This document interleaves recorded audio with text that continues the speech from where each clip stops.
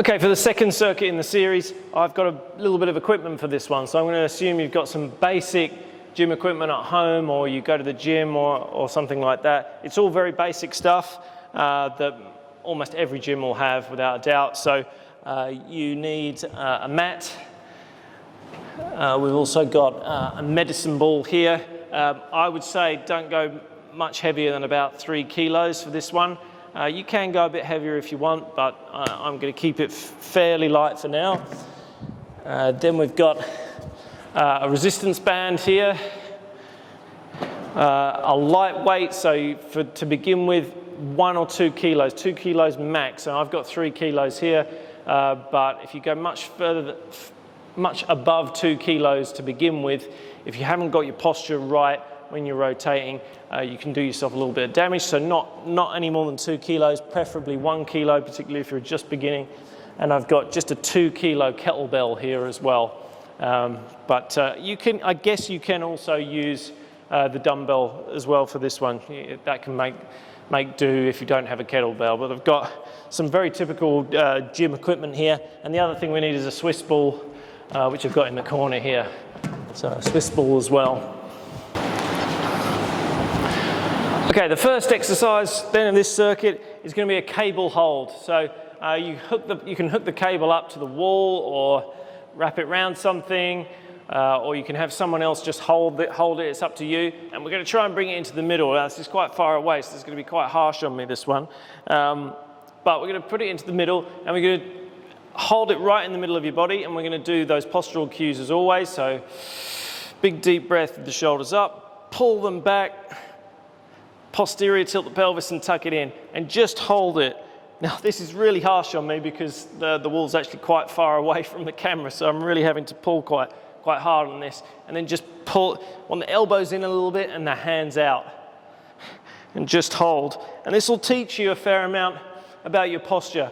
Now to begin with, you really don't need much on this, so you don't need nowhere near as much tension as I've got at the moment. Hopefully, I'm holding a reasonable posture with this tension. I can't see myself in the mirror like I would do normally, but that's pretty tough. So I'm just going to have a little rest of that at the moment.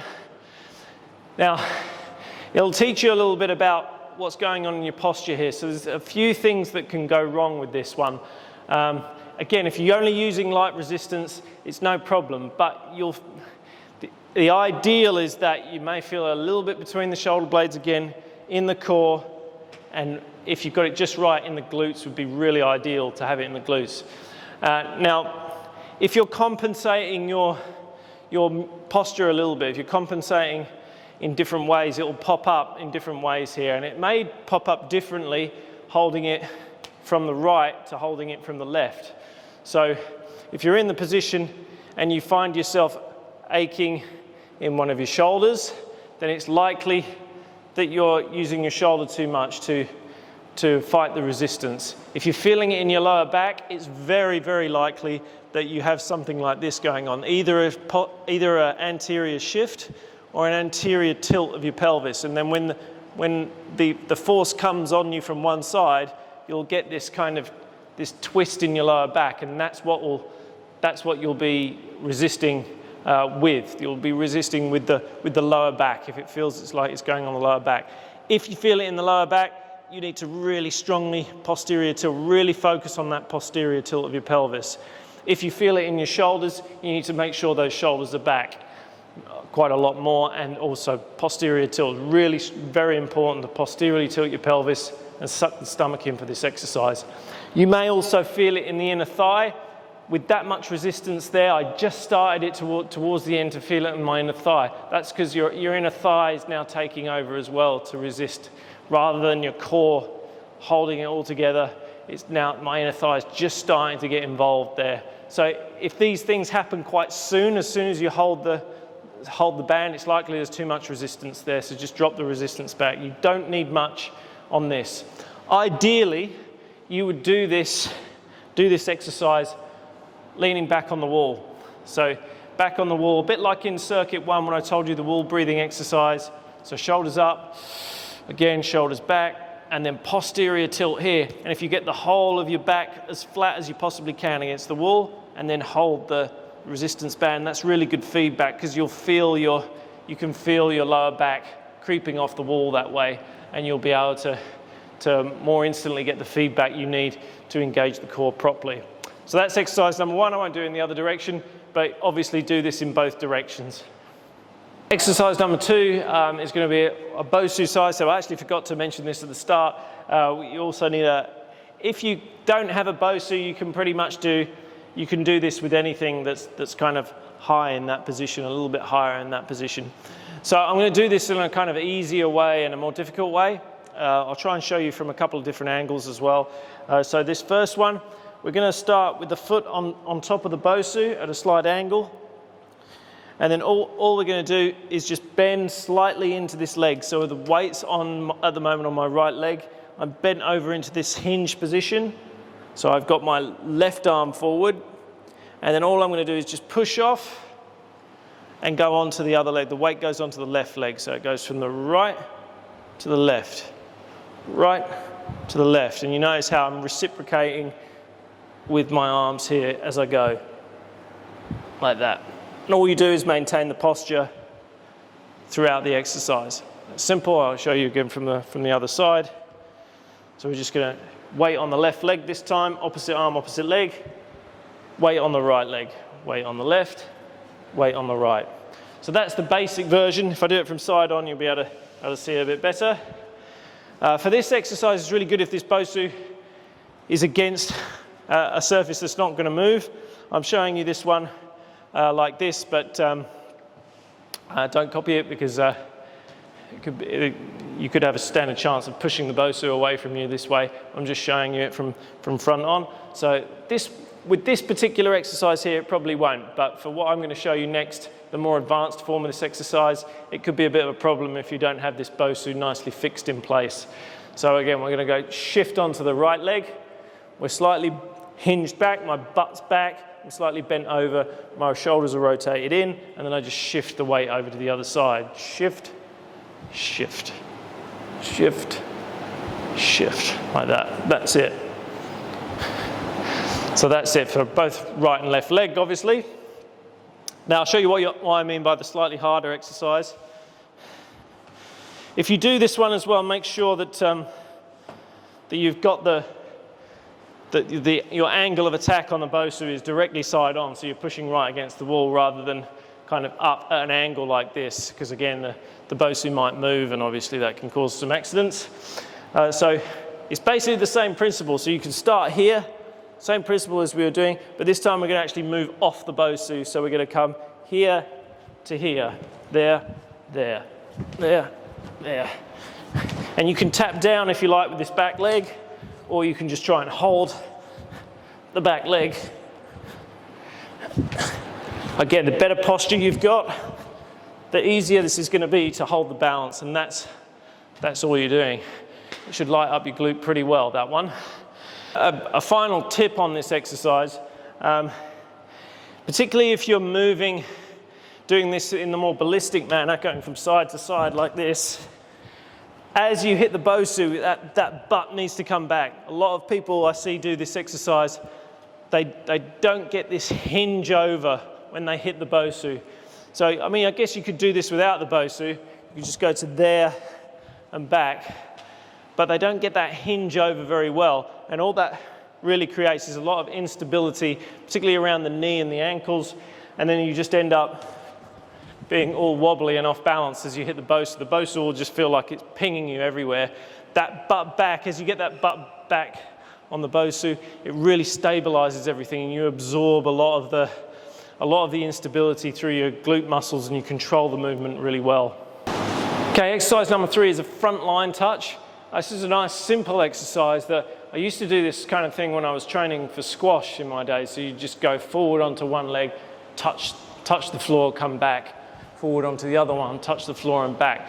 But there's a little bit of subtlety to this exercise. So what I tend to find when people do this exercise for the first time is as they come forward to touch the ground here, because they haven't shifted their weight over very successfully, people really don't transfer their weight well. So something I notice when I train people, that their weight tends to stay right down the middle. It doesn't transfer from leg to leg, from side to side, from forward to back very well. So what people tend to do is as they come to touch in front of them here, if the weight's not transferred nicely, they tend to collapse, their knees tend to collapse in together like that as they touch the ground. And obviously, we don't want that. It's sending your knees out of alignment. It's likely it's putting strain on joints and it's not being taken all through the body, through the musculature and the connective tissue in the body. So there's a couple of things to think about.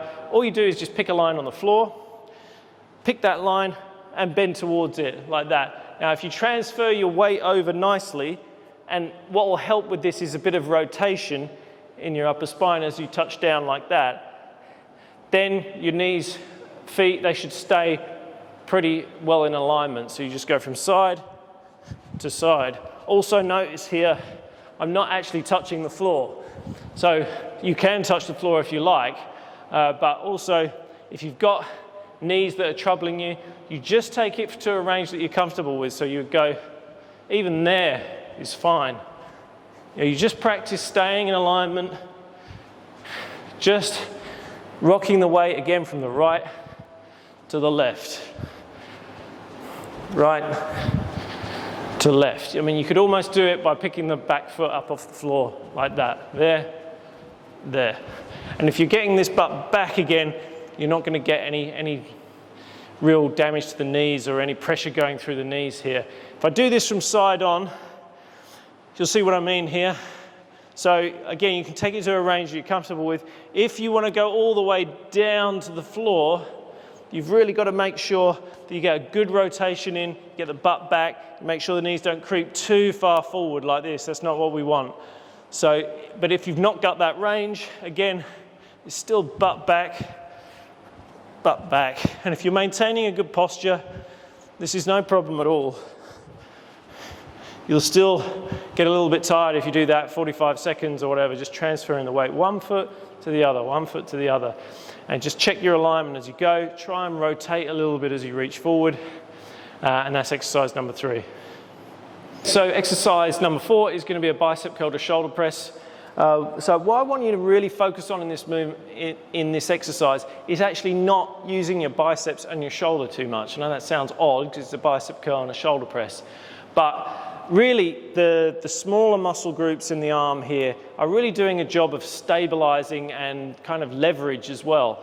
The main thrust of your movements should be from the core of your body, the torso, your hips and your glutes. That's where all the power is.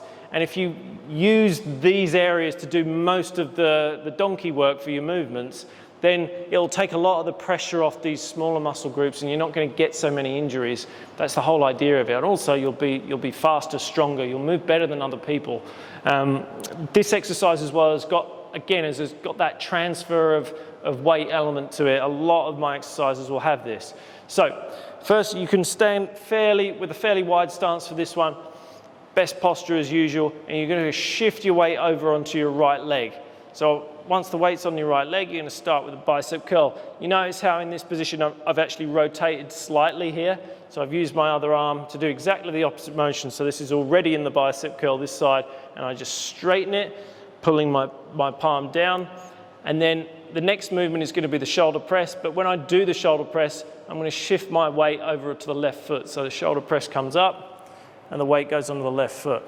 Now, when you finish, a lot of people tend to pull the weight with them over like this. I don't want that. The weight goes straight up towards the ceiling and your torso leans over. So we do one more here. So bicep curl, shoulder press, like that. And you see how I've got this lateral flexion of my spine here, and there's a gap between my head and my shoulder.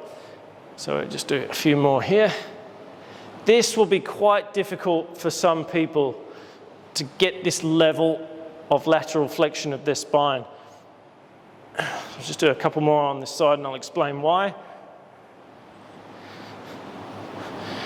Okay, right, so when you've got kind of this compressed rib cage and your shoulders are over like this, it becomes really difficult to laterally flex your spine without getting your hips really involved. And so this range is going to be quite difficult for some of you, but again, you just take it to a range you're comfortable with. You're only using 1 or 2 kilos. So, or do this on the left side, demonstrate here. So again, this time it's shifting the weight over to the left, bicep curl, shoulder press, like this. So you don't have to go all this way, you could just go bicep curl, shoulder press like this, not too much. But the weight shift's really important. The weight shift will really help power it up, and you'll use your torso to power it up.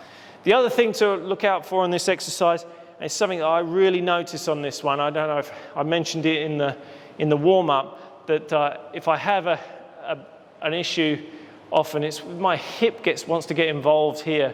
So this left hip often wants to get involved in exercises, and it's true for this one. I often find myself, if I'm really not concentrating on it, that I'll start doing stuff like this. This hip will come around. I want this exercise to be quite lateral, so you've got the slight rotation here, that's fine, but your finishing position should be mainly lateral. So I want the lateral flexion here. I don't want that rotation of the hips in that position.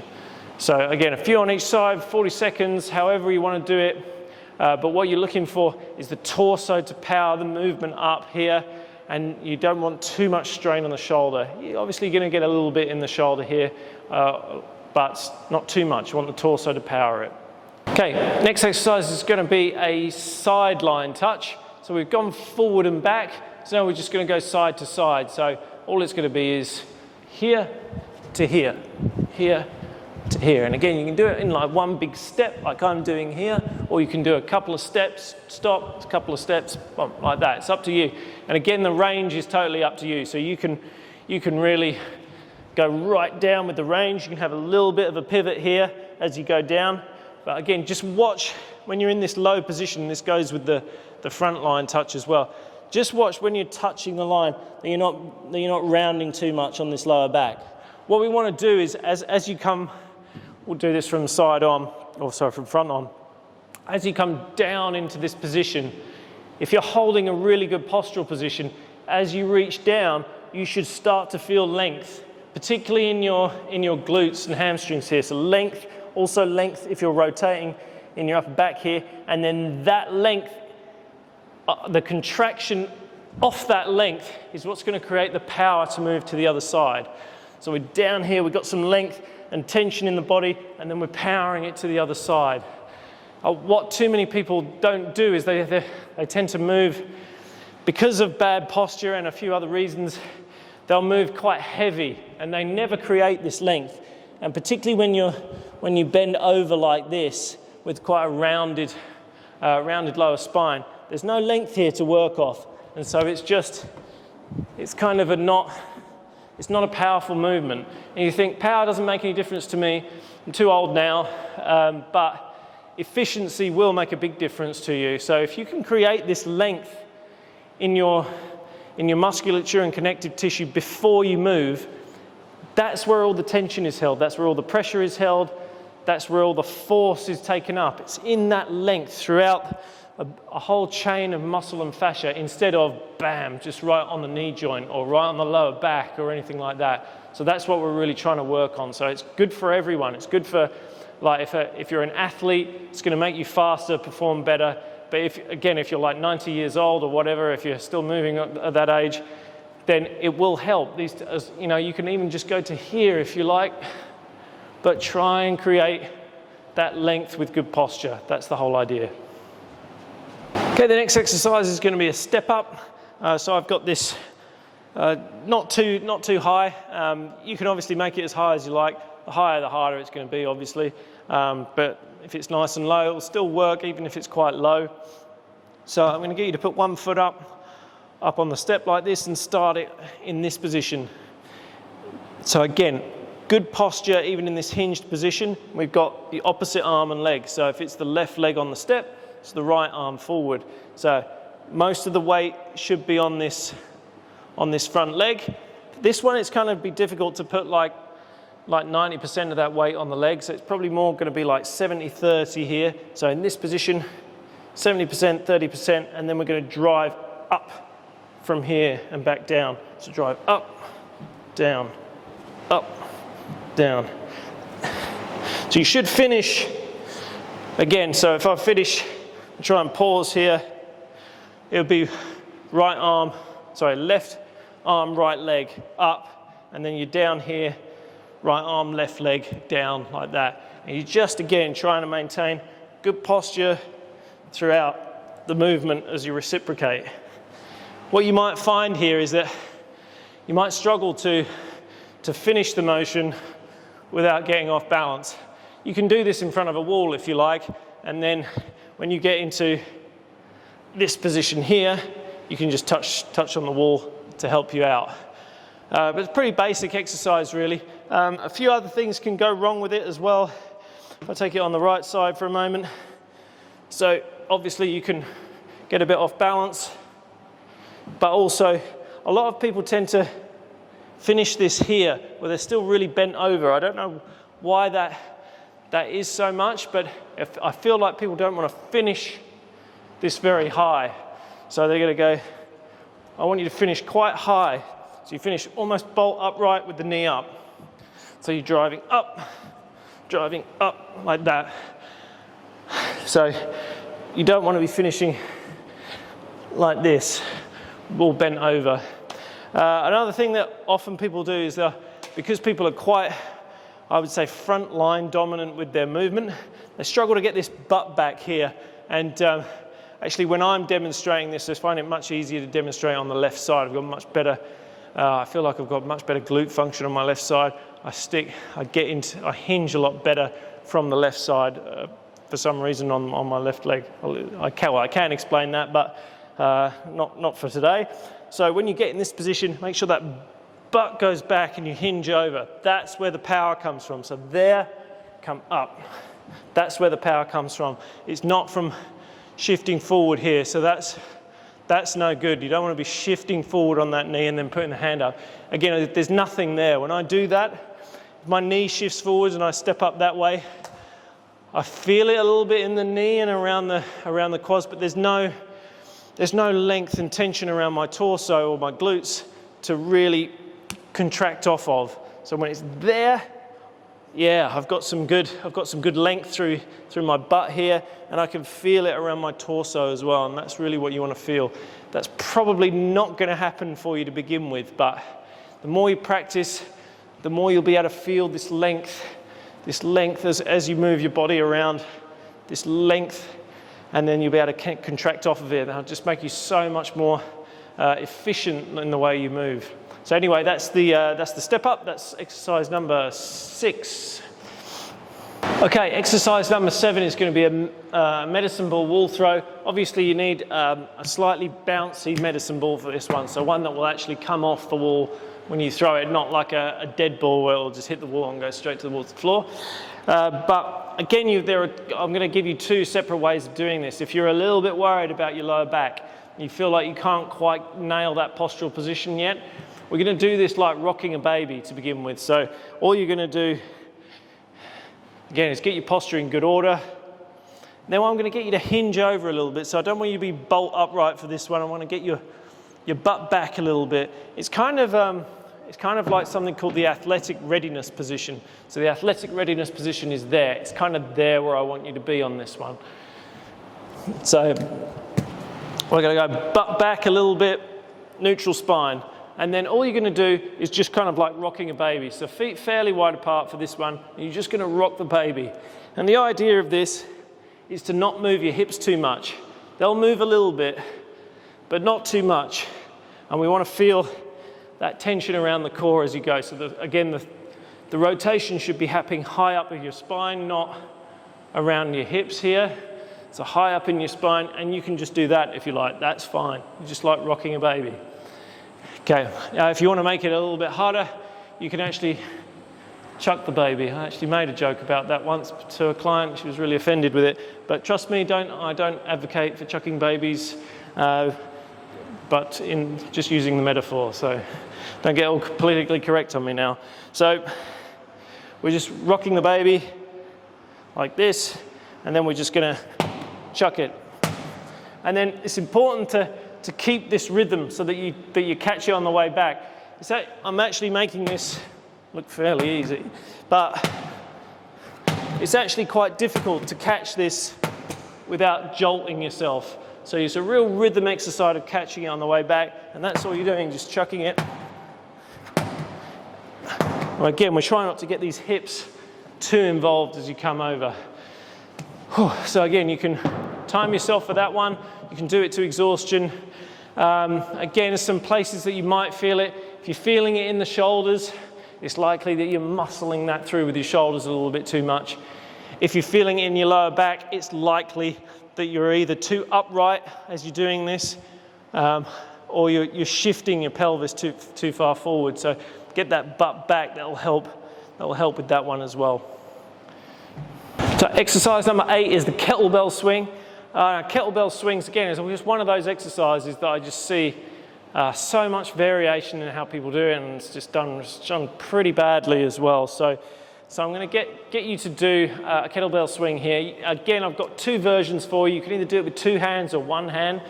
Now, the important thing about a kettlebell swing is, again, that you're working off a length. So as you come down into the swing here, you want that kind of this hinge over to about 45 degrees, and then you don't need to be much deeper than that. If you go deeper than that, it tends to be all coming from the knees and again, the front of the body. And this is why I see an awful lot of people overdo the squat and then they thrust forward with the hips. And all you're doing is you're reinforcing this dysfunction that many of us have, me included, where we propel ourselves with these tight hip flexors as we come forward. This is what's pulling ourselves, and then we kind of anchor off the lower back as well. That's why you got a lot of lower back problems, but also knee problems. As you can see, the knees kind of taking a lot of force as you come forward into that motion. So we want to get the butt back and drive more with the butt. And so obviously you're going to want to straighten here, but we don't want to straighten too far up like this. So the really simple version, I've only got 2 kilos here, is just going up and back. Now, personally, I don't like doing it with 2 hands because the problem is that you have to go quite wide with your stance to fit the 2 hands in.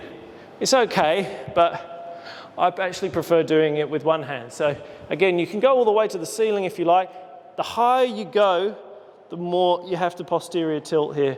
As you come down, you will probably naturally adjust into more of an anterior tilt in this position.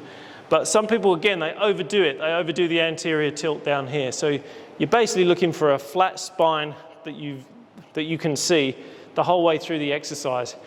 Now, your spine isn't flat underneath all that muscle and fat and skin and all that sort of stuff, but it should appear flat to the naked eye when you look at yourself in the mirror. Okay, the other option here is to do it with 1 hand. Now, if you do it 1 hand, again, you can stay fairly wide apart to begin with because it's likely that you're not going to be too good at this and you might whack your knees, but just experiment with it a little bit. Again, you've got a light weight, so if you do this slightly wrong and you're pulling it up with your shoulder a bit too much, it's nothing too much to worry about. So I'm going to make my stance quite a lot narrower here, and then I'm just going to turn, as I get to this position, I'm going to turn the back of my hand here to the left. So as it comes down, my back of my hand turns, and as I come up, it rotates so that the palm of my hand faces the left like that. So it looks something like that. And as you can see, I'm throwing my left hand back and reciprocating as normal here. As you can see, this is pretty effortless, particularly with 2 kilos. But what you might find is if you do this for like 45 seconds, even with a light weight, if you're lifting rather than swinging, again, you're going to feel this in your shoulder. And I don't want you to feel it in the shoulder. I want the power to come from the length that you create here. So you create length on the back line of your body, and then you contract off that length. And then as you come up here to this point, then you can add a bit of rotation if you go higher than about shoulder level. And that's kind of like the ideal of this exercise. That's kind of the hardest version of this exercise, to get up here and rotate. And as you can see, the hips face forwards, and then you rotate with the upper body. So there to there. I'll just do a couple on the left, to there, to there. If you don't want to rotate, you just go there, and that's really mostly an exercise about keeping a neutral spine and utilizing the back line. But if you want to really complete the exercise, we can go up and then rotate, trying to keep the hips still, and then we make that a bit of a spiral line exercise as well, and we invoke a little bit more core involved as well. So anyway, that's exercise number 8. So that's the kettlebell swing. Okay, next exercise, you're going to need a Swiss ball. Again, you could probably do this over a step as well, or even over a table, if you've got a strong table and you're not too heavy. But we're just going to get in this position to begin with. So hands over the top. I'll try and get myself to the far end of the picture here. So, and then we get with the feet out straight.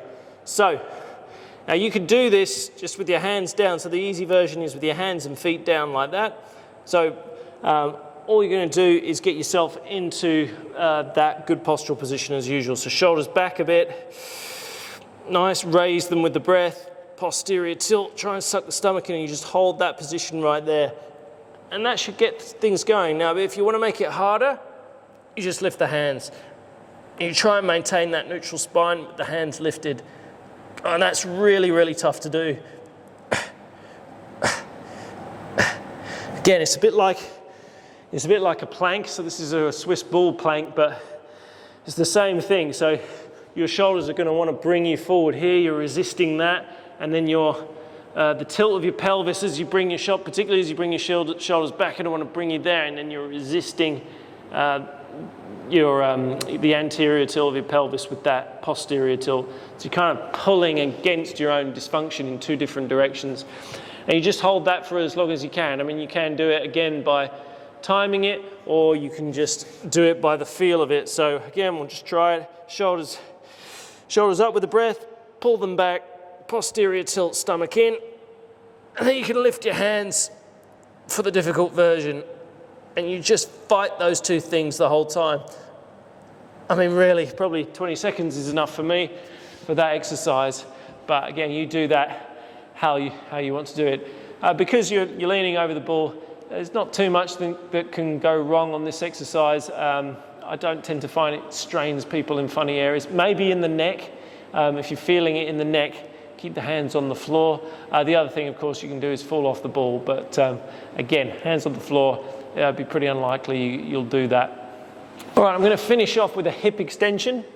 So this is a very commonly done exercise. So you'll see people on all fours, and then they just stick the leg up like that. And they'll just kick the leg back. And this is obviously tends to be an exercise to get the glutes going. Or you might see people doing an opposite arm and opposite leg for this one.